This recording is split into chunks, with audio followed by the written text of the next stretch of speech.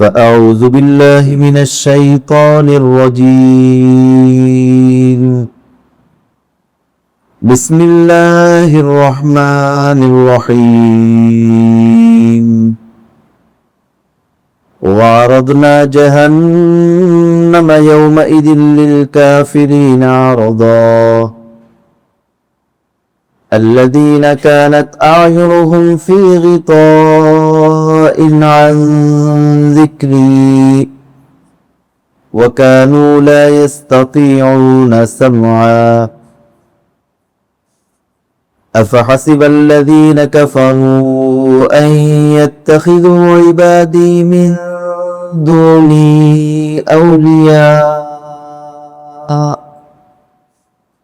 إنا أعددنا جهنم للكافرين نزلا صدق الله مولانا العظيم وصدق رسوله النبي الكريم ونحن على ذلك لمن الشاهدين والشاكرين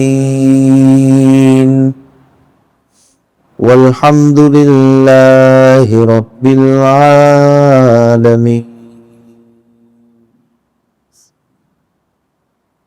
اللهم صل على محمد وعلى آل محمد كما صليت على إبراهيم وعلى آل إبراهيم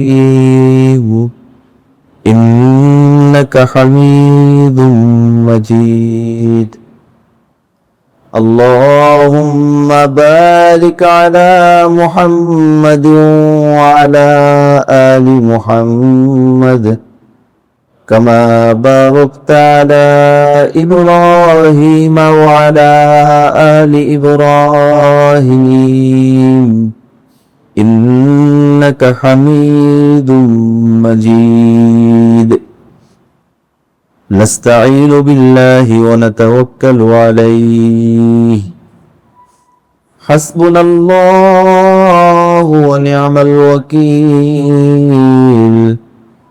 نعم المولى ونعم النصير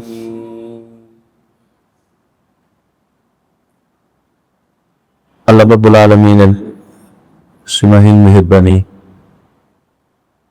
আল্লাহ রাব্বুল আলামিন আমাদেরকে পবিত্র কোরআন কারীমের সূরাতুল কাহফ এর তাফসীরে বসার সুযোগ দিয়েছে।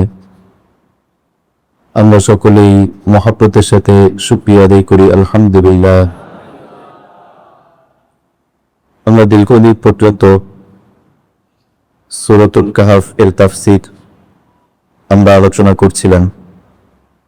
আমরা একেবারেই শেষ প্রান্তে উপনীত হয়েছি, আর অল্প কিছু দিনের মাঝেই সূরাতুল কাহফের তাফসীর আমাদের শেষ হয়ে যাবে ইনশাআল্লাহ। আমরা যারা সূরাতুল কাহফের তাফসীরের শুরু থেকে এই পর্যন্ত প্রত্যেকটা তাফসীরে আমরা যারা অংশগ্রহণ করেছি তাদের জন্য আন্তরিক দোয়া এবং শুভকামনা। আল্লাহ রাব্বুল আলামিন তাদেরকে সূরাতুল কাহফের যে শিক্ষা, যে নূর, যে হিদায়াত, আল্লাহ পাক তাদেরকে গ্রহণ করার তৌফিক দান করে। আজকে সূরাতুল কাহফের 3টে আয়াত তেলাওয়াত করা হলো, 100 নম্বর আয়াত থেকে 102 নম্বর আয়াত পর্যন্ত। আজকের তিলাওয়াতকৃত আয়াতে মহান আল্লাহ রাব্বুল আলামিন বলেন, আমি কিয়ামতের দিন যারা অস্বীকার করেছে তাদের জন্য জাহান্নামকে উপস্থিত করব। আমার স্মরণ থেকে যাদের চোখ ছিল আবরণে ঢাকা এবং আমার বাণী যারা শুনতে অক্ষম ছিল তাদের জন্য রয়েছে সেদিনের শাস্তি, সেদিনের আযাব। যারা কুফরি করেছে তারা কি মনে করেছে তারা আমার পরিবর্তে আমার সৃষ্টিকে অভিভাবক রূপে গ্রহণ করেছে? এদিকে তারা কল্যাণকর কোনো বস্তু লাভ করতে পারবে? কখনোই নয়। নিশ্চয়ই আমি জাহান্নামকে কাফিরদের আপ্যায়নের জন্য প্রস্তুত করে রেখেছি। এটা ছিল আজকের তিলাওয়াতকৃত আয়াতের সাবলীল অনুবাদ। আল্লাহ রাব্বুল আলামিন যদি তৌফিক দান করেন, আজকে অত্যন্ত গুরুত্বপূর্ণ কিছু কথা আল্লাহ পাক আলোচনা করেছেন, আমাদেরকে বোঝাতে চেয়েছেন। আল্লাহ রাব্বুল আলামিন তৌফিক দান করলে আমরা সামান্য কিছু আলোচনার চেষ্টা করব। আল্লাহ রাব্বুল আলামিন আমাদেরকে কথাগুলো মনোযোগ দিয়ে আমলের নিয়তে শোনার তৌফিক দান করে। এখানে প্রথমে আল্লাহ রাব্বুল আলামিন আজকের তিলাওয়াতকৃত আয়াতে বলেছেন, আমি ওয়া'আরাদনা জাহান্নামা ইয়াওমাইদিল লিল কাফিরিনা আরদা, আমি অস্বীকারীদের জন্য জাহান্নামকে উপস্থিত করব, পেশ করব, উপস্থাপন করব। একটা হচ্ছে উপস্থাপন করা, আর একটা হচ্ছে দেখানো। দুইটা কিন্তু ভিন্ন জিনিস। আমরা মোটামুটি আমাদের সব তাফসীরগুলোতে যারা বসি, আমরা তারা বুঝতে পারি যে কোরআন কারীমের এক একটা শব্দ দিয়ে আল্লাহ পাক কি বুঝা।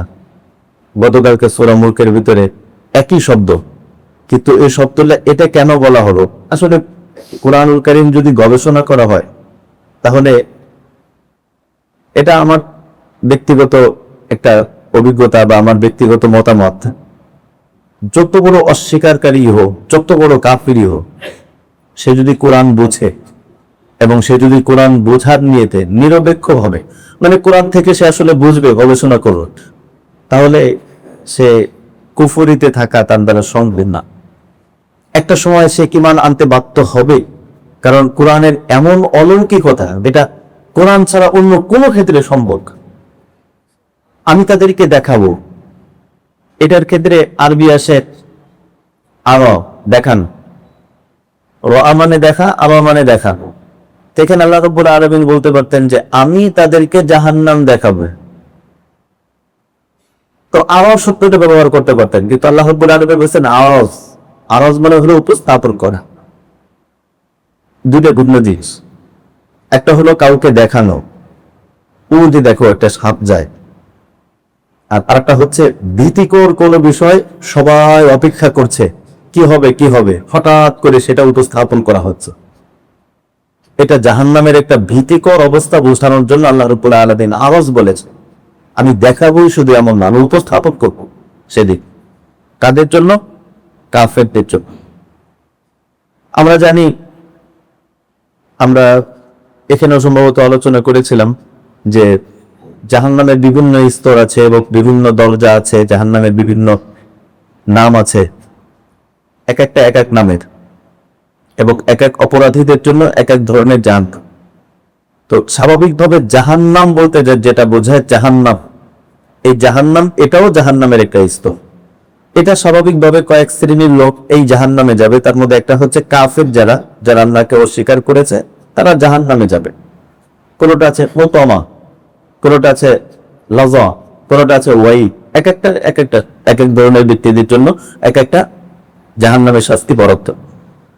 আল্লাহ রাব্বুল আলামিন সূরা আনফালে বলেছেন, ওয়াল্লাযীনা কাফারু ইলা জাহান্নামা ইউহশারুন, যারা কুফরি করেছে তাদেরকে জাহান্নামের মধ্যে জমা করা হবে। জমা করা হবে মানে আল কুফরু মিল্লাতুল ওয়াহিদা, সমস্ত কুফরি শক্তি কিন্তু একটা মতবাদের দিক দিয়ে এক, সে যে অঞ্চলেই থাকো। বাংলার কিছু কাফের, ইন্ডিয়ার কাফের, আমেরিকার কাফের, বিভিন্ন এলাকার কাফের, এলাকা ভিন্ন, বাকি কুফরি মতাদর্শের দিক দিয়ে সব কি এক। আল্লাহ রাব্বুল আলামিন বলেছেন যেহেতু কুফরি মতাদর্শের দিক দিয়ে সব এক, এগুলোকে সব একসাথে করবো জাহান্নামে। আরেকটা হলো আল্লাহ পাক বলেছেন সূরা সাদের মধ্যে, আল্লাহ পাক বলেছেন লাআমলাআন্না জাহান্নামা মিনকা ওয়া মিম্মান তাবিআকা মিনহুম আজমাইন। আল্লাহ রাব্বুল আলামিন শয়তানকে লক্ষ্য করে বলেছেন যে তোমাকে এবং তোমাকে যারা অনুসরণ করবে সবাইকে জাহান্নামের মধ্যে একত্রিত করব। এটা হলো জাহান্নামের একটা বিশেষ শ্রেণী, যারা শয়তানের অনুসরণ করছে, শয়তানকে যারা মেনেছে বা শয়তানের কথা যারা শুনেছে তাদের জন্য। সূরা জিনের মধ্যে আল্লাহ রাব্বুল আলামিন বলেছেন ওয়া ইয়াসিল্লাহা ওয়া রাসূলাহু ফাইন্না লাহু নারা জাহান্নাম, যারা আল্লাহ এবং আল্লাহ রাসূলের অবাধ্য হবে তাদের জন্য রয়েছে জাহান্নাম। সূরা জুমারের মধ্যে আল্লাহ রাব্বুল আলামিন বলেছেন আলাইসা ফি জাহান্নামা মাসওয়ান লিল মুতাকাব্বিরিন, জাহান্নাম কি অহংকারীদের ঠিকানা নয়? তাহলে বোঝা গেল স্পেশাল ভাবে জাহান্নামটা কাদের কাদের জন্য? যারা কাফের, যারা অহংকারী, যারা শয়তানের অনুসারী এবং যারা আল্লাহ এবং আল্লাহ রসুলের অবাধ্য, তাদের জন্য এই জাহান্নামটা বরাদ্দ। এরপর আল্লাহ রাব্বুল আলামিন বলেছেন, الذين كانت أعينهم في غطاء عن ذكري وكانوا لا يستطيعون سمعا। মানুষ আল্লাহকে ভুলে গিয়ে এই জাহান্নামের পথে অগ্রসর হয়, শয়তানের অনুসরণ করে, তাগুতের অনুসরণ করে। এটা কেন? কি কারণ? কারণটা কি? এই কারণে আল্লাহ রাব্বুল আলামিন কারণ বর্ণনা করতে বলেছে। জিহিরা জাহান্নামে একসাথে দুই ভাই, এক ভাই আল্লাহর কথা শুনে, এক ভাই আল্লাহর কথা শুনে না। একসাথে এক পরিবারের মধ্যে দুইজন সদস্য, একজন সদস্য মোবাইল নিয়ে পড়ে থাকে, আরেকজন সদস্য কোরআনুল কারীম পড়ে।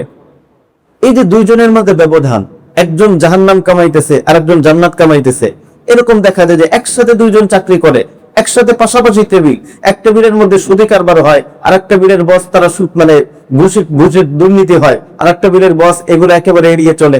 পাশাপাশি দুইটা সংসার, এক সংসার একদম সম্পূর্ণ হারাম ভাবে চলে, আর এক সংসার সম্পূর্ণ হালাল ভাবে চলে। পাশাপাশি দুই ভাই, এক ভাই পরকীয়া করে আর এক ভাই হালাল ভাবে চলে। এই যে ব্যবধান কেন? আল্লাহ রাব্বুল আলামিন বলেন এটার ব্যবধান হলো الذين كانت أعينهم في غطاء عن ذكري وكانوا لا يستطيعون سمعا। যারা আল্লাহকে অস্বীকার করেছে, আল্লাহ রাব্বুল আলামিন বলেছেন তাদের চোখ পর্দার মধ্যে। দেখেন কোরআনুল কারীমের ভাষাটা কি, যে তাদের চোখ ছিল আবরণের মধ্যে, আবরণে ঢাকা। আচ্ছা, চোখ কি পর্দার মধ্যে থাকে নাকি পর্দার উপরে চোখ, মানে চোখের উপরে পর্দা থাকে? কোনটা? চোখের উপর পর্দা থাকে না? তা আল্লাহ রাব্বুল আলামিন বলবেন যে তাদের চোখের উপরে পর্দা, কিন্তু আল্লাহ কি বললেন? তাদের পর্দার, মানে পর্দার মধ্যে তাদের চোখ। বুঝতেছেন? আয়ুনুহুম মানে তাদের চোখ, ফি গিতাইন মানে পর্দার মধ্যে। তাদের চোখটা পর্দার মধ্যে, আরেকটা হচ্ছে চোখের উপরে পর্দা। দুই কি এক জিনিসটা পার্থক্য আছে? পার্থক্য। চোখের উপরে পর্দা, এখানে চোখ, সামনে একটা পর্দা দেওয়া। আরেকটা হচ্ছে পর্দার মধ্যে চোখ, মানে চোখের আগে পরে উপরে নিচে চতুর্দিকে পর্দা। ঠিক না? আর শুধু যদি বলা হয় চোখের উপরে পর্দা, তাহলে চোখের উপরে একটা সাইড পর্দা দেওয়া হয়। আর যদি বলা হয় পর্দায়, পর্দার ভিতরে চোখ, মানে পর্দাটা অনেক বেশি। ঠিক না? আল্লাহ রাব্বুল আলামিন বলেছেন যে তাদের চোখের উপরে পর্দা এরকম না, তারা একেবারে পর্দার মধ্যেই কেমন যেন তাদের চোখ, মানে তারা সব সময় আবরণের মধ্যেই আছে। আল্লাহ প্রদত্ত অনেক ভাই আছে দ্বীনি মজলিসে বসে বসে তাসবিহ পড়ে, এটা কিন্তু হারাম। অনেক ভাই আছেন দ্বীনি মজলিসে বসে কোরআনুল কারীম যখন আলোচনা হয়, কোরআন পড়া হয় বা কোরআনের ব্যাখ্যা করা হয়, সব কাজ বাদ দিয়ে মনোযোগ দিয়ে শোনা, এটা ফরজ। এটা অনেকে আছে বুঝে না, বসে বসে তাসবিহ পড়ে একদিক দিয়ে মুখ চলে। কেউ যদি বাথরুমে বসে আল্লাহ আল্লাহ জিকির করে, সে কি মুসলমান থাকবে? এ মুসলমান থাকবে? সর্বসম্মত ভাবে ওই লোকটা কাফের হয়ে যাবে। সর্বসম্মত ভাবে, ইচ্ছাকৃত ভাবে কেউ যদি বাথরুমে বসে জিকির করে, সর্বসম্মত ভাবে কাফের হয়ে যাবে। ওই ব্যক্তির সাথে তার স্ত্রী ডিভোর্স হয়ে যাবে। একদম এই ব্যাপারে কারো কোনো ইখতিলাফ নেই, সম্পূর্ণ। কারণ স্বামী স্ত্রী একজন যদি কাফের হয়ে যায়, সাথে সাথে বিয়ে ভেঙে যায়। জানেন না এটা? স্বামী স্ত্রী যে কোনো একজন যদি কাফের হয়ে যায়, সাথে সাথে বিয়ে ভেঙে যায়। বিয়ের কারণ মুসলমান আর কাফের বিয়ে হয় না। এজন্য অনেকে মাসলা না জানার কারণে একাতে বসে বসে জিকির করে কথাও শুনতেছে, সম্পূর্ণ হারাম হইতেছে, গুনাহে কবিরা। যখন দ্বীনি কথা বলা হয়, তখন আল্লাহ পাক কোরআনের মধ্যে বলছেন ওয়াইদা কুরিয়াল কোরআন, কোরআন যখন পড়া হয় ফাসতামিউ লাহু, ইস্তিমা বলা হয় মনোযোগ দিয়ে শোনা, শুধু শোনা না। শুধু শোনা হলো শুনতেছে, মোবাইল টিপতেছে, শুনতেছে আবার ফোনে কথা বলতেছে, এটা হলো শোনা। আর ইস্তিমা মানে হয় সবকিছু বাদ দিয়ে গভীর মনোযোগ দিয়ে শোনা, এটা হলো ফরজ। কোরআন তিলাওয়াতের ক্ষেত্রে ফরজ, কোরআনের ব্যাখ্যা হইলেও ফরজ। এজন্য এই জিনিসগুলো খেয়াল করবো আমরা সবাই। বুঝে আসছে না সবাই? আল্লাহ পাক আমাদেরকে আমল করার তৌফিক দান করেন। আল্লাযীনা কানাত আ'য়ুনুহুম ফি, জিকির সবসময় দিলে থাকতে হবে। আমাদের এক লোক আমাদের শাইখের কাছে এসে বলছে, শাইখ মসজিদের মধ্যে দিলের হালাত খুব ভালো থাকে। হযরত বলেন দিলের হালাত অফিসেও ভালো রাখতে হবে। মসজিদের মধ্যে দিনের হালাত ভালো রাখা শুধু দিন না, অফিসেও যদি দিনের হালাত এরকমই থাকে, বেডরুমেও যদি আপনার দিনের হালাত এরকমই থাকে, তাহলে আপনি আল্লাহর ওলি। অনেকে আছে মসজিদে হালাত তো হলো, মসজিদ থেকে চেঞ্জ হওয়ার সাথে ড্রেসও চেঞ্জ হয়ে যায়, চরিত্রও চেঞ্জ হয়ে যায়। মসজিদের মধ্যে এক চরিত্র, বাইরে আর এক চরিত্র, বেডরুমে এক চরিত্র, একদম গত সপ্তাহে বলছিলাম না যে সম্পূর্ণ ভিন্ন একটা ড্রেস দিয়ে ভিতরে শয়তানি লালন কর। এজন্য সবসময়ের ভিতরে অন্ধকার হোক আলো হোক, মসজিদ হোক বেডরুম হোক অফিস হোক, চরিত্র একটাই থাকবে, সেটা হলো ইমানি চরিত্র, রাসূলের সুন্নতি চরিত্র, খুলুকুন আযীমের চরিত্র। ওই ব্যক্তি হলো আল্লাহর ওলি। আল্লাহ পাক আমাদেরকে বোঝার তৌফিক দান করে। অনেক কঠিন কাজ এটা, ভালো হওয়া অনেক কঠিন, ভালো সাজা খুব সহজ। বুঝলেন নাই? ভালো সাজা কি অনেক সহজ, মোটামুটি 1-2 হাজার টাকা হইলে ভালো সাজতে পারবেন।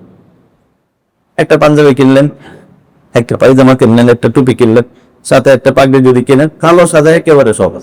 যে কেউ আপনি কোনো জায়গায় যাবেন, আপনার মসজিদে না মানে কোনো ইমাম যদি না থাকে, হুজুর আপনি যান,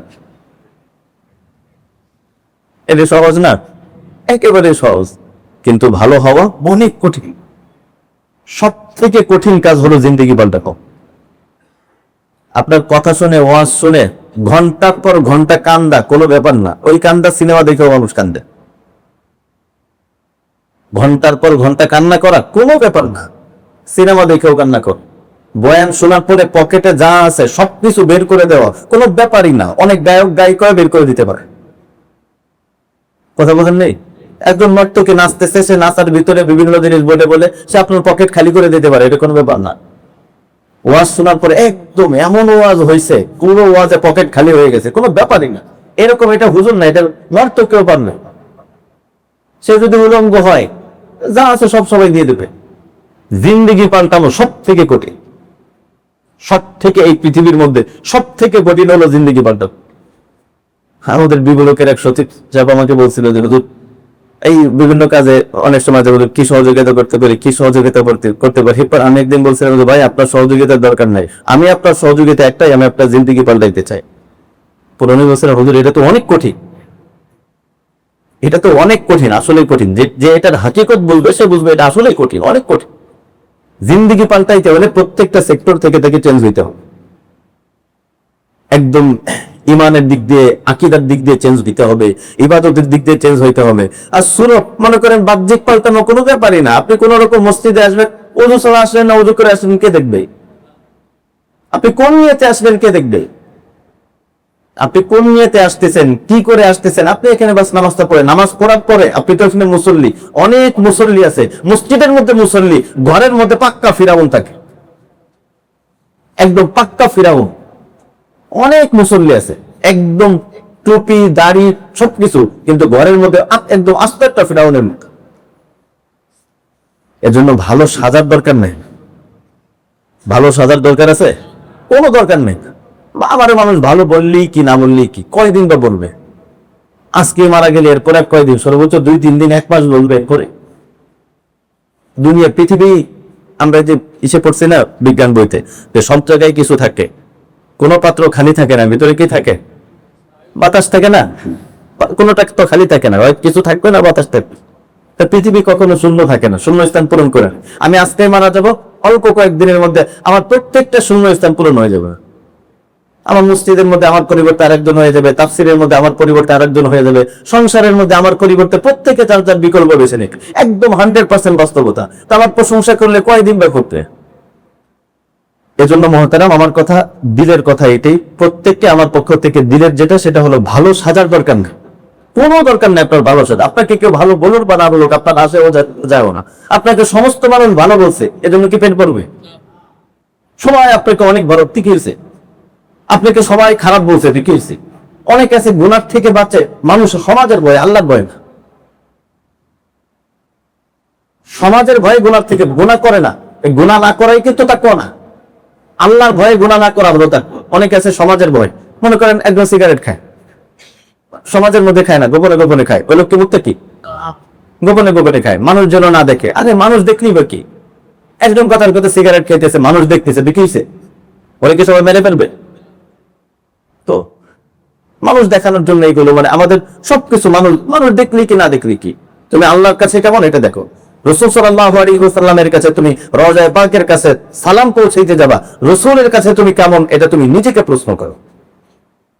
নিজেকে প্রশ্ন করো আমি নবীর কাছে কেমন। দুনিয়ার সমস্ত মানুষের কাছে যদি খারাপ হয় কোনো সমস্যা নাই, আপনি নবীর কাছে কেমন নিজে জিজ্ঞেস করুন। এজন্য আমরা শুধু খোলস না পাল্টাই, আমরা ভিতরটাও পাল্টানোর চেষ্টা করি।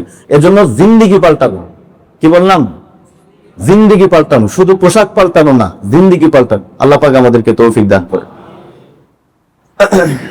তো আল্লাহ রাব্বুল আলামিন এখানে বললেন যে তারা কেমন যেন আবরণের মধ্যে। আচ্ছা, তারা যে আবরণের মধ্যে আছে, ওয়াকানু লা ইস্তাতিউনা সামা, তারা শুনতে পারে না। একটু খেয়াল করেন গভীর কথা, তারা আবরণের মধ্যে আছে মানে এতটা পর্দার মধ্যে আছে যে তারা শুনতে পারে না। শুনতে পারে না মানে অনুধাবন করতে পারে না। শোনা তো কান দিয়ে শোনে, কথা শোনে না মানে কি আসলে কান দিয়ে শোনে না? এর কথা শোনে না মানে কি মানে না, শোনে না মানে কি মানে না। তো সে অনুধাবন করতে পারে না। অনুধাবনটা কেন করতে পারে? অনুধাবন করতে পারে না এজন্য মানুষ যখন অন্যায় কাজ করে, আল্লাহ রাব্বুল আলামিন কাউকে পর্দা সহ, দিলের মধ্যে চোখের মধ্যে পর্দা সহ আল্লাহ রাব্বুল আলামিন কাউকে দুনিয়ার মধ্যে পাঠান দিই।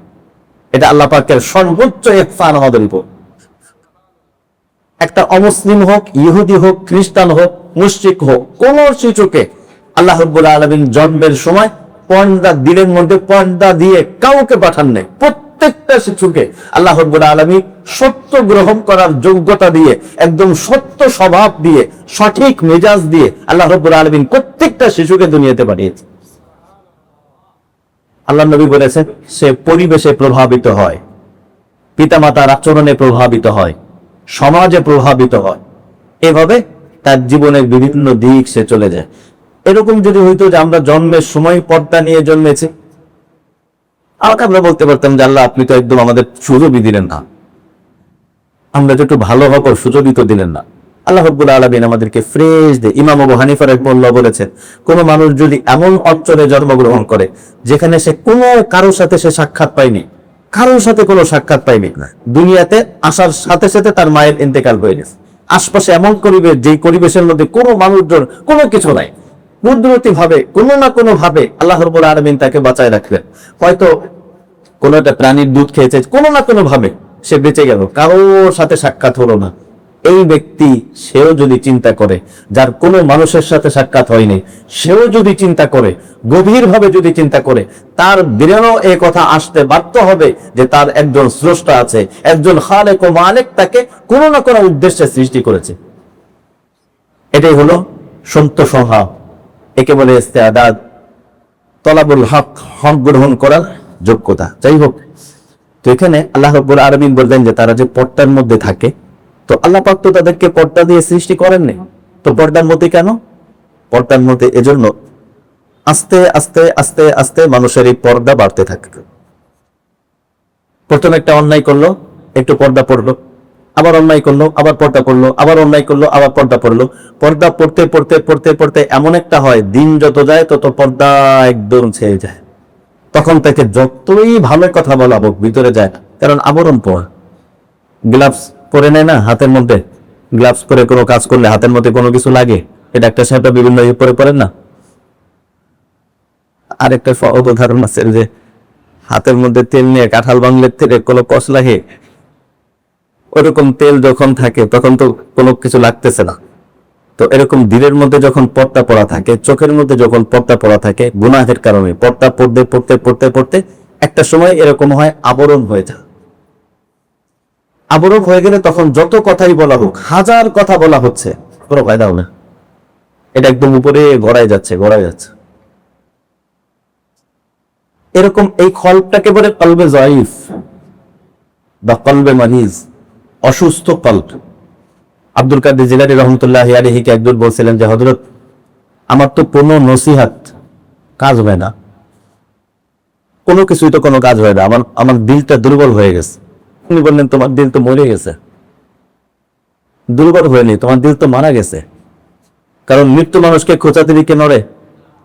মৃত্যু মানুষকে খোঁচা দিলে নড়ে না, মৃত্যু মানুষের থেকে কোনো রেসপন্স আসে না। তা এরকম যদি কোনো ব্যক্তি হয়ে যায় যে তার কোনো কিছুই তার ভিতরে কোনো রেসপন্স আসছে না, এমনকি প্রতিবেশী মারা গেছে, বন্ধু মারা গেছে, এরকম ক্ষেত্রেও তার মধ্যে কোনো রেসপন্স আছে না, তাহলে বুঝতে হবে কল্পটা কি হয়ে গেছে, মারা গেছে।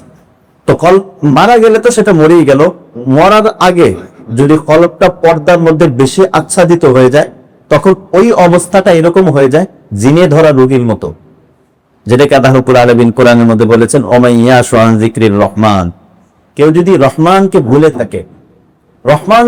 থাকে, রহমানের জিকিরকে ভুলে থাকে, ভুলে থাকতে থাকতে একটা সময় এরকম হয় ওই ব্যক্তি আর ওই ব্যক্তি থাকে না। রব্বুল আলামিন বলেন আমি তখন তাকে শয়তানের নিয়ন্ত্রণে দিয়ে দিই, নুকাইয়িদ লাহু শাইতানা ফাহুয়া লাহু কারিন। ওই ব্যক্তি যেটা বলে ওটা মূলত তার কথা না, ওটা শয়তানি কথা। ওই ব্যক্তি যেটা চিন্তা করে ওটা মূলত তার চিন্তা না, শয়তানের চিন্তা। ওই ব্যক্তি যেদিকে যায় ওই শয়তান যা বলে সেটা করে, শয়তান যেটা দেখতে বলে সেটা দেখে, শয়তান যেটা খাইতে বলে সেটা খায়। ওই ব্যক্তির বিবেক থাকে না, পরিবেশ থাকে না, মান সম্মান বিবেক বুদ্ধি বলতে কোনো কিছু থাকে না। ওই ব্যক্তি সম্পূর্ণ শয়তানের নিয়ন্ত্রণে চলে যায়। ব্যক্তি ওই ব্যক্তি কিন্তু আসলে সে না। অনেক সময় এই লোকের কথা তো এরকম না, এরকম করতেছে কেন? মান সম্মান বলতে কোনো কিছু নাই, আত্মমর্যাদা বলতে কোনো কিছু নাই। সে কি বলতেছে, কি করতেছে? আরে ভাই ওই লোকটা না, ও তো জিনে ধরছে, ওরে তো শয়তানে ধরছে। কোরআনে বলছে যে ওই ব্যক্তি তখন সম্পূর্ণ শয়তানের কন্ট্রোলে চলে যায়। এই যে গতকালকে বললাম না যে আমরা সোশ্যাল মিডিয়া ব্যবহার করি না, সোশ্যাল মিডিয়া আমাদেরকে ব্যবহার করে, সোশ্যাল মিডিয়াটা আমাদেরকে চালায়। আমরা আমাদের মতো, আমার কন্ট্রোলে যদি থাকতো তাহলে তো আমি 5 মিনিট ব্যবহার করতাম, আমার জরুরত তাই করলাম। অনেকে দেখা যায় প্রয়োজনের জন্য বের করছে, কিন্তু 2 ঘন্টা 3 ঘন্টা লম্বা সময় চলে গেছে, কারণ সে মোবাইল চালাইতেছে না, মোবাইল তাকে চালাইতেছে। সে অফিসে গেছে, কাজ করে না, অফিসে যাওয়ার পরে সে কাজ করতেছে না, কিছুক্ষণ পর পর স্ক্রল করতেছে, এটা করতেছে, মানে পুরো সম্পূর্ণ এডিক্টেড।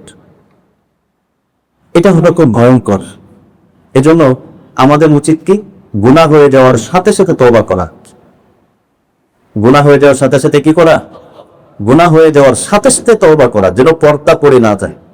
গুনাহ হইল সাথে সাথে তওবা হইল, গুনাহ পেল সাথে সাথে তওবা হইল। না হলে দেখা যায় এমন পর্দা পড়ে যত নসিহত হোক কোনো কাজ নাই।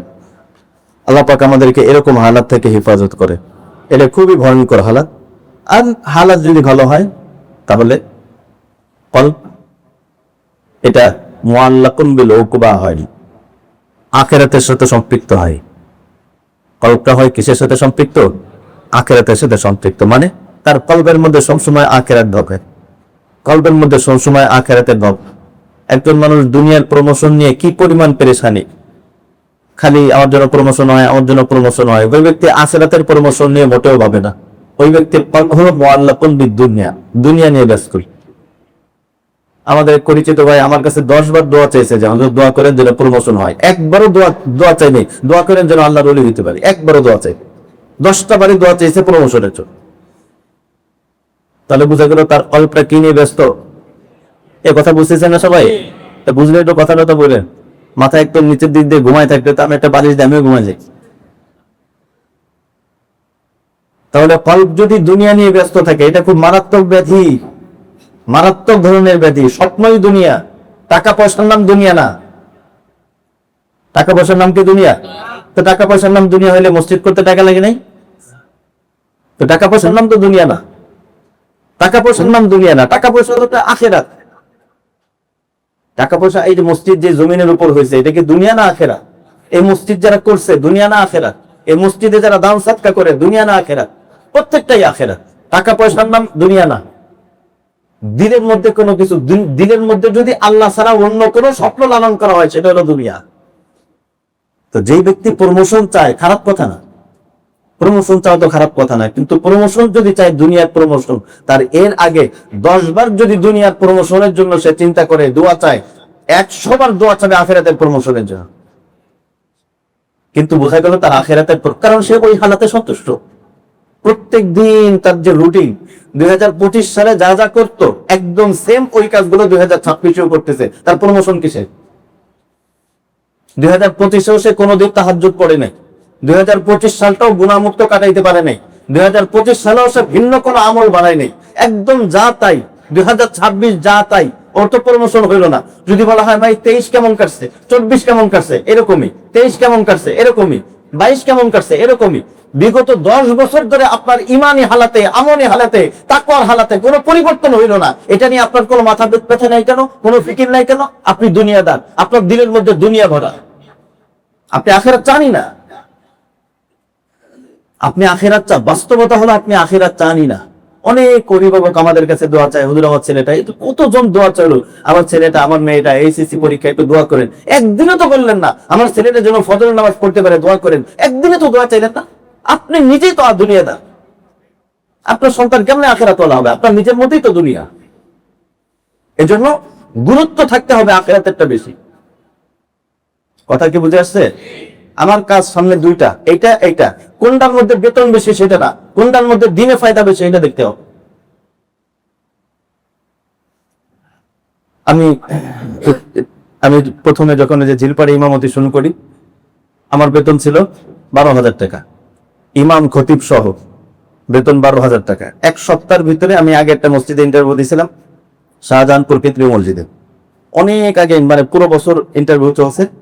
নিয়োগের এক সপ্তাহ পরে ওরা ফোন দিছে, ফোন দেওয়ার পর বলছে যে আমরা আপনাকে সিলেক্ট করছি, আপনি আসেন। বেতন হলো 37,000 টাকা, শুধু খতিব। লাভ কোনটাই বেশি বলেন তবে? শুধু 4টা জুমা বেতন হলো 37,000 টাকা, আর ওখানে হলো 5 ওয়াক্ত নামাজ সহ জুমা, বেতন হলো 12,000 টাকা। আমি আমাদের আব্দুল মালিক সাহেব হুজুর, আমাদের উস্তাদ উনার সাথে পরামর্শ করি, উনি বললেন আখিরাতের ফায়দা কোনটাই বেশি। এবং উনি অনেক বড়, যেহেতু আপনি এখানে ঢুকছেন, উনি বলেন আপনি যেহেতু এখানে আহলে হকের একজন প্রতিনিধি হিসেবে আপনি আসছেন, আপনি এখন যদি চলে যান, মানুষ শুধু আপনাকে খারাপ বলবে না, মানুষ বলবে হুজুর না টাকার লোভে অন্য জায়গায় চলে গেছে। টাকা বাড়তেন, আখিরাত ধরেন, বরকতের মালিক আল্লাহ। সাথে সাথে সেখানে জানাই দিলাম যে না, আমার এখানে হয়ে গেছে, আমি ওখানে যাবো না, শেষ।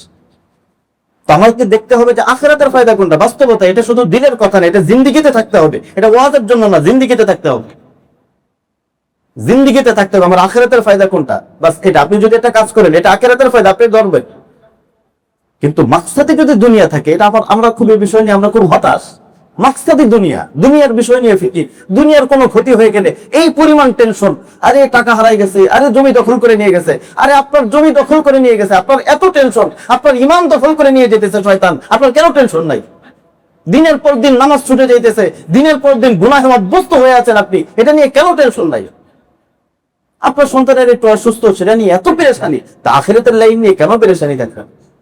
এটা আমরা বুঝাইতে চাই। তাহলে দুনিয়ার আখিরাতের গুরুত্বটা কোন জায়গায়? আমরা নিরপেক্ষভাবে চিন্তা করব, আমার কাছে আখিরাতের গুরুত্বটা আসলে আছে কিনা। বাস্তবতার আলোকে বোঝা গেল আখিরাতের গুরুত্ব খুবই কম, খুবই কম। দুনিয়ার 1 পয়সা ছাড়তে রাজি না, আর আখিরাতের পুরো আখিরাতটাই ছাড়তে রাজি।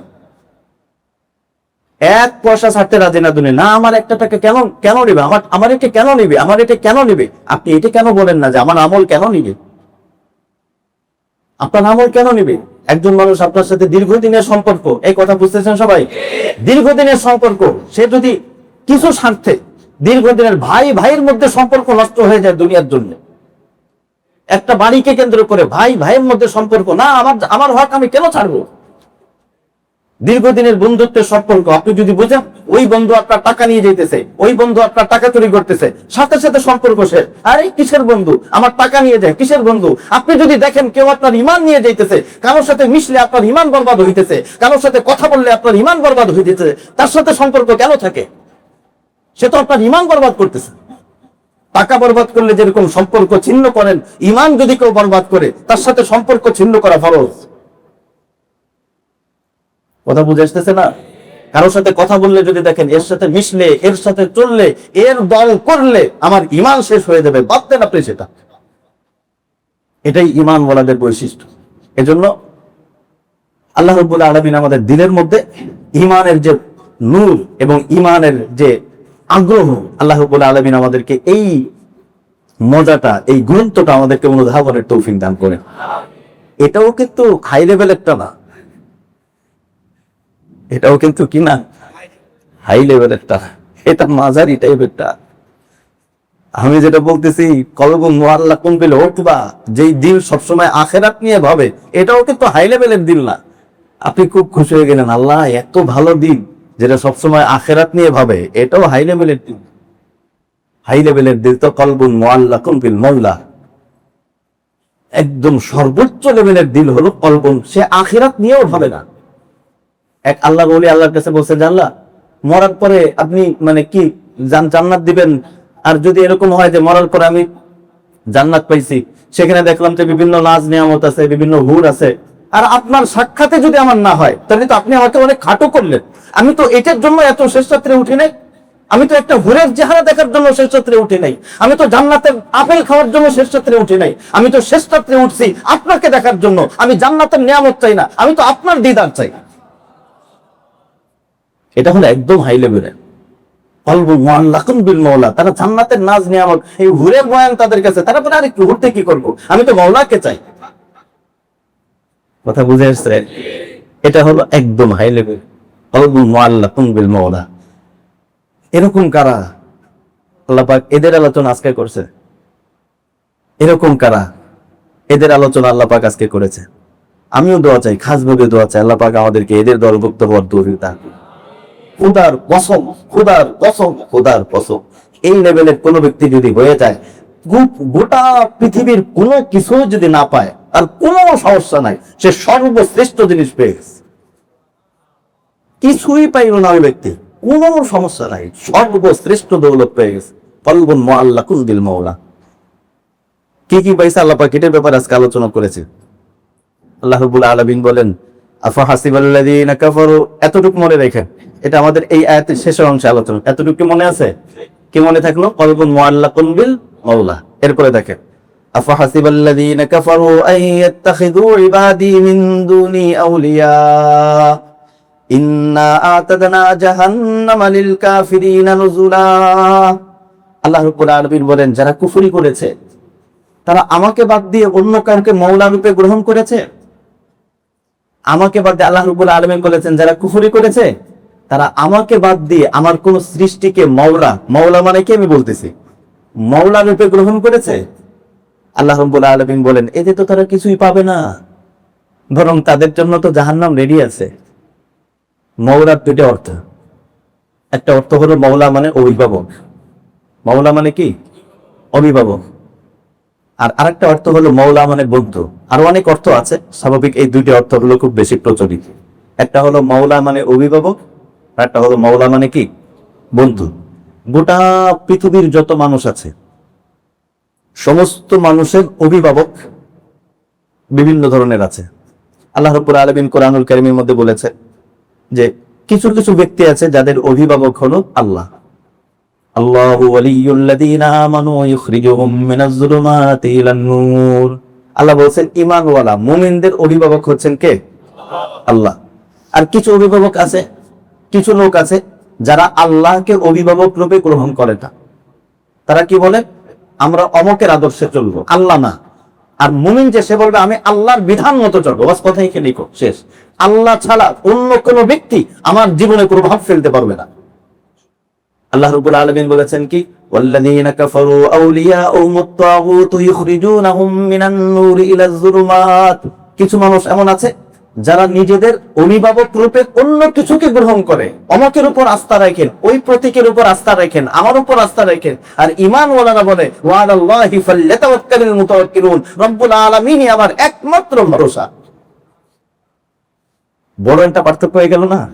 তাহলে আল্লাহ রাব্বুল আলামিন বললেন, কিছু মানুষ এরকম যারা তাদেরকে তাদের অভিভাবক বানায় কাকে? আল্লাহকে। বুঝতেছেন না কথা? যারা তাদের অভিভাবক কাকে বানায়? আল্লাহকে বানায়। আল্লাহ রাব্বুল আলামিন বলেন, ওরা যদি আল্লাহ পাককে অভিভাবক বানায়, তখন আল্লাহ রাব্বুল আলামিনও তাদেরকে বন্ধু রূপে গ্রহণ করে। ইন আউলিয়াউহু ইল্লাল মুত্তাকুন। আল্লাহ বলেন যে এই মুত্তাকি যারা, তাদেরকে আল্লাহ পাক নিজেই বন্ধু রূপে গ্রহণ করে নেন। যদি বন্ধু রূপে গ্রহণ করে নেন তাহলে কি হবে? আল্লাহ পাক কাউকে বন্ধু রূপে গ্রহণ করলেন, এতে কি হবে? আমাকে বন্ধু রূপে গ্রহণ করলেন, কি হবে? সেটাও আল্লাহ রাব্বুল আলামিন বলেছেন, নি'মাল মাওলা ওয়া নি'মান নাসির। আমরা পড়ি না, নি'মাল মাওলা ওয়া নি'মান নাসির। আল্লাহ বলেন, আরে তোমরা তো বুঝলে না, আল্লাহর বন্ধু রূপে পেয়ে তোমাদের কি হইল? উনি চমৎকার, নিয়ামাল মাওলা ওয়া নিয়ামান নাসির। আরে চমৎকার বন্ধু, চমৎকার সাহায্যকারী। তুমি আল্লাহকে বাদ দিয়ে অন্য যার কাছে সাহায্য চাইতেছো, সে তো তার নিজেরই খবর রাখতে পারে না, তাকে নিজেই পাহারা দেওয়া লাগে কত মানুষের।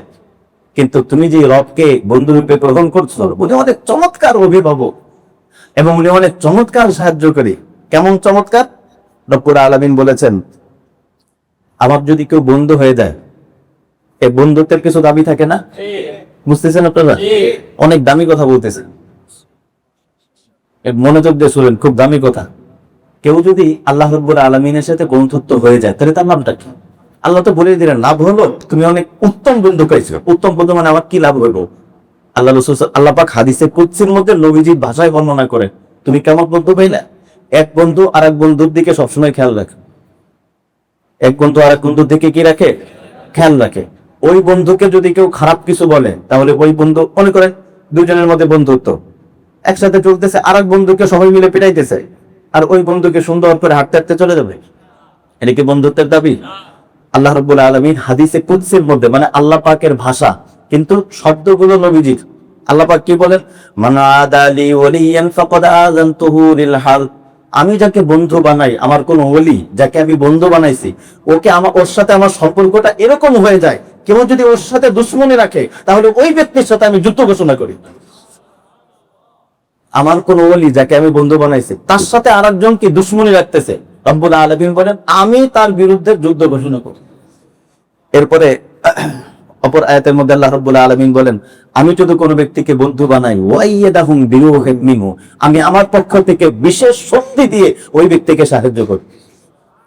অপর আয়াতের মধ্যে আল্লাহ রাব্বুল আলামিন বলেছেন, হুয়াল্লাযী আনজালাস সাকিনাতা ফি কুলুব, এবং আমি তার দিলের মধ্যে, আমি যাকে বন্ধু বানাবো, আমার বন্ধুত্বের দাবি হলো বন্ধুর এক বন্ধু আর এক বন্ধুর পেরেশানি টেনশন দেখতে পারে না, দেখতে পারে?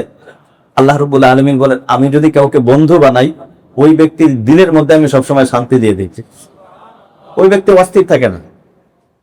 না খেয়ে থাকা আর অস্থির থাকা কি এক জিনিস? রমজান মাসে আমরা তো সারাদিন না খেয়ে থাকি, অস্থিরতা লাগে। আর অনেকে দেখবেন অনেক কিছু খাইতেছে, কিন্তু অস্থিরতা পেরেশানিতে ঘুম আসতেছে, এসির মধ্যে দেখেও ঘেমে যায়।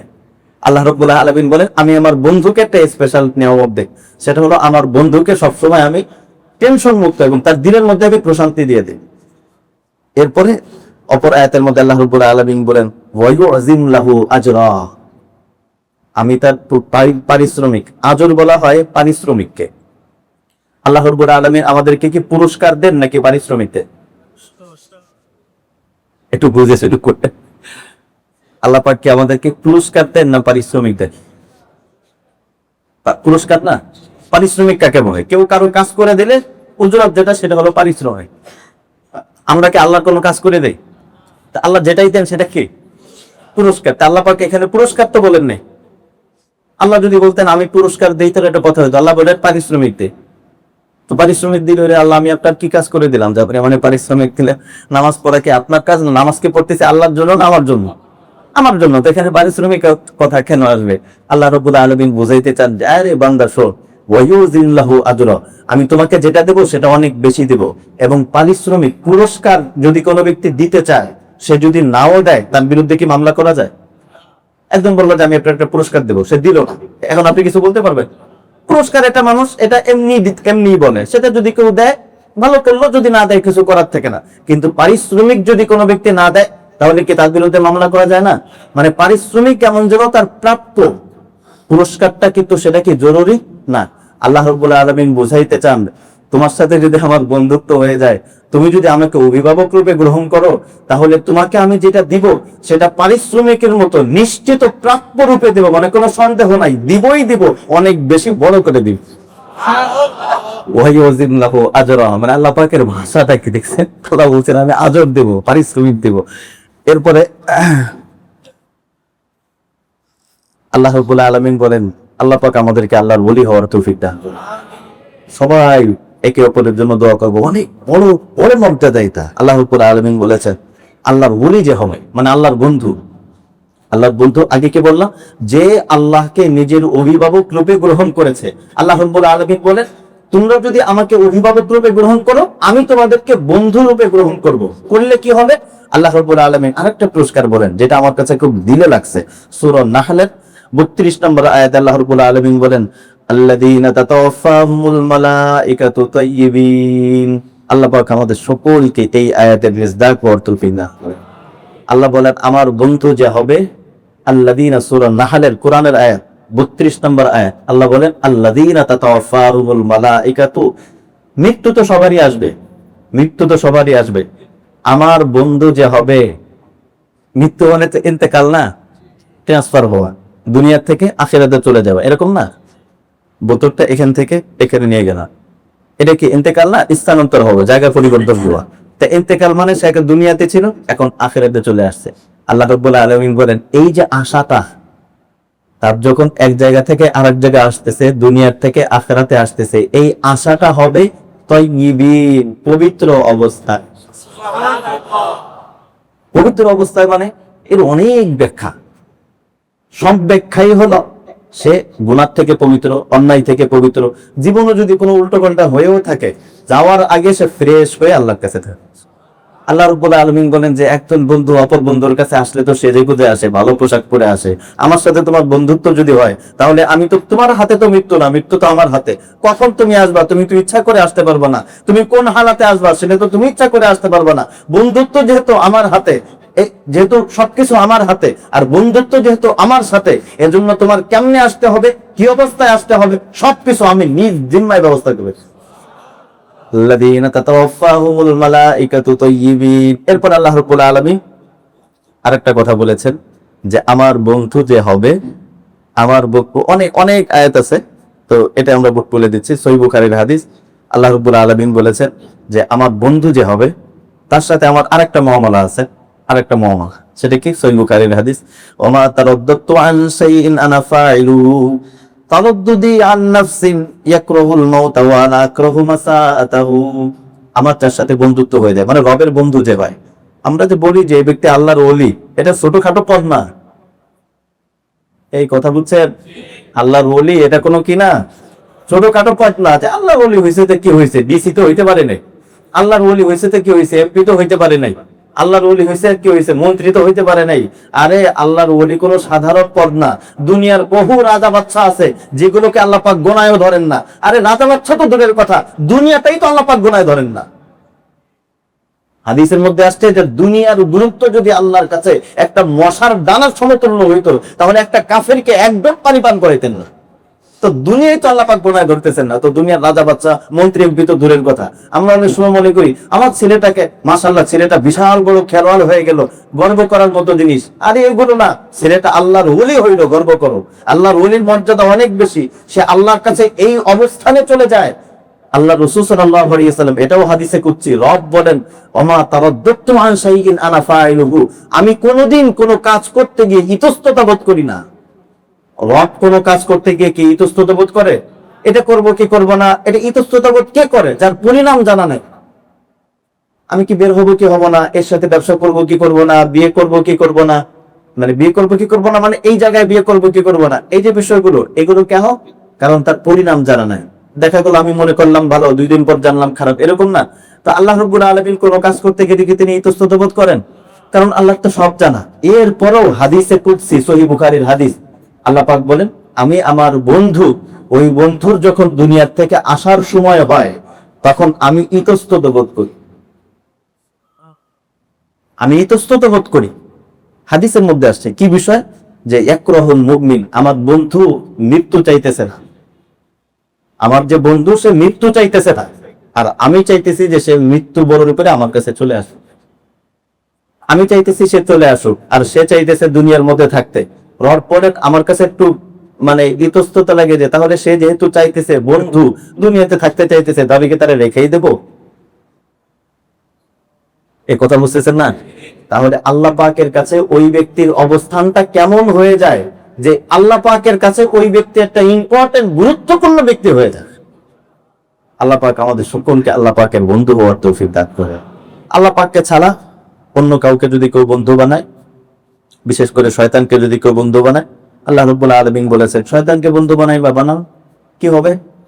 আল্লাহ পাক কোরআনে বলেছেন সূরা নাহলের 100 নম্বর আয়াতে আল্লাহ বলেন ইন্নামা সুলতানহু আলাল্লাযীনা ইয়াতাওয়াল্লাউনাহু, কেউ যদি শয়তানকে বন্ধু বানায় তাহলে শয়তানকে আল্লাহ পাক তার নিয়ন্ত্রণে, মানে শয়তানের নিয়ন্ত্রণে তাকে করে দিবে না। তখন দেখা যাবে যে তার জিন্দেগি সবকিছু শয়তানি কথা অনুযায়ী চলে। কেউ কেউ তাগুতকে বন্ধু বানায়, তাগুতকে আল্লাহকে বাদ দিয়ে যে নাকি আল্লাহকে ঘুরায় দেয় সেই তাগুত। তাগুত কখন স্ত্রী হইতে পারে? আপনার স্ত্রী যদি আপনাকে আখেরাত দিন ছাড়া, দিনের বিপরীত যদি কিছু বলে, ওই স্ত্রী তাগুত। আপনার স্ত্রী যদি বলে যে আপনাকে হারাম ভাবে টাকা ইনকাম করতে হবে, ওই স্ত্রী তাগুত। তাগুত মানে যে আল্লাহকে ভুলাই দেবে সেই তাগুত। আপনার একসাথে বন্ধু, আপনি বলেন চলো নামাজে যাই, আরে দরকার নেই, ওই বন্ধুই তাগুত। আপনি বলতেছেন চলো ইসলামী মজলিসে যাই, জিন্দেগিটা ঘুষাইতে হবে, আরে এই সপ্তাহে দরকার নাই, ওই বন্ধুই তাগুত। ওকে ছেড়ে দেওয়া আপনার জন্য ফরজ, বাদ দিয়ে দেন, ওকে লাগবে না। যে নাকি আখিরাতের পথে বাধা দেয় ওই তাগুত। আল্লাহ রাব্বুল আলামিন বলেন আখিরাতের দিকে যদি তোমাকে কেউ বাধা দেয়, তাকে যদি তুমি গ্রহণ করো, তাহলে তুমি আল্লাহকে বাদ দিয়ে তাগুতকে বন্ধু বানাই না, তাহলে তোমার পরিণাম কি হবে? পরিণাম আল্লাহ রাব্বুল আলামিন বলেন ওই তাগুত যেই জায়গায় যাবে তোমার ঠিকানা ওখানেই হবে। এজন্য আমাদের উচিত আল্লাহকে বাদ দিয়ে, এরপর আল্লাহ রাব্বুল আলামিন বলেছেন আল্লাহকে বাদ দিয়ে অন্য যাকে যদি কোনো ব্যক্তি বন্ধু বানায় তাহলে ওই বন্ধুগুলো ভীষণ দুর্বল হয়। আল্লাহকে বাদ দিয়ে অন্য কাউকে যদি বন্ধু বানায় তাহলে ওই বন্ধুগুলো কি হয়? ভীষণ দুর্বল হয়। পরে যে আমাদের বন্ধুত্ব কোনোদিন যাবে না, 2 বছর বলো ঠিক না, এটা দুর্বল। আল্লাহকে বাদ দিয়ে অন্য সবকিছু কি দুর্বল। আল্লাহ পাক অপর আয়াতের মধ্যে বলেছেন যাওফাত তালিবু ওয়াল মাতলুব, যে বন্ধু বানাইছে সেও দুর্বল, যাকে বন্ধু বানাইছে সেও দুর্বল। এক বন্ধু মানে এটাও দুর্বল, ওটাও দুর্বল। আর রবের সাথে যদি কেউ বন্ধুত্ব করে, বান্দা দুর্বল কিন্তু অমর বন্ধু কি সবল। হযরত রাবিয়া বসরিয়ার ঘটনা আছে না, উনি একবার ঘুমায় রয়েছেন আর চোর ঢুকছেন ঘরের মধ্যে। ঢুকার পরে চোর দেখে কি নেওয়া যায়, ওরা তো এরকম কিছু না, দেখে যে একটা চাদর। চিন্তা করছে ঢুকছে যেহেতু কষ্ট করে, চাদরটা নিয়ে যায়। চাদরটা নিয়ে ঘর থেকে বের হইতে গেছে, পুরো চোখ অন্ধ, কিছুই দেখে না, একদম অন্ধ হয়ে গেছে, কিছুই দেখতেছে। পরে চোর চিন্তা করছে কি নিলাম এটা, ও অন্ধ হয়ে গেলাম, যাইতেই পারতেছে না। পুরো কোনো রকম চাদরটা ফেঁকে ফেলছে। রাবিয়া বসরিয়ার সাথে সাথে বলছে যে এক বন্ধু ঘুমাইতেছে আর এক বন্ধু জাগা আছে। এক বন্ধু ঘুমাইতেছে আর এক বন্ধু কি? আল্লাহ রাব্বুল আলামিন আমাদের সকলকে আল্লাহ পাকের সাথে একান্ত এবং ঘনিষ্ঠ প্রকৃতপক্ষে বন্ধুত্ব অর্জন করার তৌফিক দান করেন। আমাদের সকলকে আল্লাহ পাকের ওলি হওয়ার তৌফিক দান করেন। জীবনের প্রত্যেকটা ক্ষেত্রে আখিরাতকে অগ্রাধিকার দেওয়ার তৌফিক দান করেন। আমাদের জীবনের প্রত্যেকটা পদক্ষেপ আল্লাহ পাকের সন্তুষ্টির জন্য নেওয়ার তৌফিক দান করেন। এরপরের আগামী সপ্তাহে আমাদের আলোচনা হবে, আল্লাহ পাক বলেছেন কুল হাল নুনাব্বিউকুম বিল আখসারিনা আমালা। চমৎকার আলোচনা। আল্লাহ বলেছেন আমি কি আপনাকে বলবো এমন কিছু মানুষ যারা আমল করার পরেও ক্ষতি করেছে। একটা হলো আমল করে না, আর এখানে আল্লাহ বলছেন আখসারিনা আমালা, তারা আমল তো ঠিকই করে কিন্তু আমল করার পরেও সেটা কাউন্ট হয় না। আল্লাহ পাক যদি তৌফিক দান করেন আগামী সপ্তাহে ইনশাআল্লাহ আলোচনা হবে। আমিও খাসভাবে দোয়া চাই, খুব বিশেষভাবে দোয়া চাই, একদম দাবি নিয়ে দোয়া চাই। যারা আমাদেরকে মহব্বত করেন তাদের কাছে আমরা একটা দাবি যে আমাদের জন্য দোয়া করবেন, আমরা যেন আল্লাহর ওলি হইতে পারি, বাস। আর কিচ্ছুর দরকার নাই। আল্লাহর ওলি যদি হওয়া যায়, আর যা হইল হইল, না হইলে না হইলো, কোনো সমস্যা নেই। বাকি আল্লাহর সাথে ঘনিষ্ঠ সম্পর্ক, এটা যেন আল্লাহ রাব্বুল আলামিন আমাদেরকেও দান করে এবং আমরা দোয়া করি আল্লাহ পাক আমাদের সবাইকে দান করে।